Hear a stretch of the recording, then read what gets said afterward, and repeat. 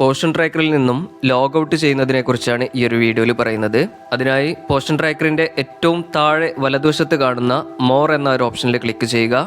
അതിൽ ഏറ്റവും താഴെയായി കാണുന്ന ലോഗ് ഔട്ട് എന്ന ഒരു ഓപ്ഷനിൽ ക്ലിക്ക് ചെയ്യുക. അപ്പോൾ ഇതേ രീതിയിൽ ഒരു ഓപ്ഷൻ കാണാൻ സാധിക്കും.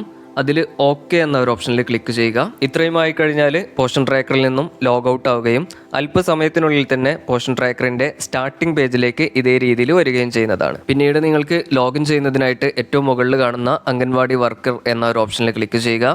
അതിനുശേഷം ലോഗിൻ എന്ന ഒരു ഓപ്ഷനിൽ ക്ലിക്ക് ചെയ്യുക. അപ്പോൾ ഇതേ രീതിയിൽ യൂസർ നെയിമും പാസ്വേഡും നൽകുന്നതിനുള്ള ഒരു പേജ് ഓപ്പൺ ആയിട്ട് വരും. അതിൽ കൃത്യമായിട്ടുള്ള യൂസർ നെയിമും പാസ്വേഡും നൽകി വീണ്ടും പോർഷൻ ട്രാക്കറിലേക്ക് ലോഗിൻ ചെയ്യാൻ സാധിക്കുന്നതാണ്.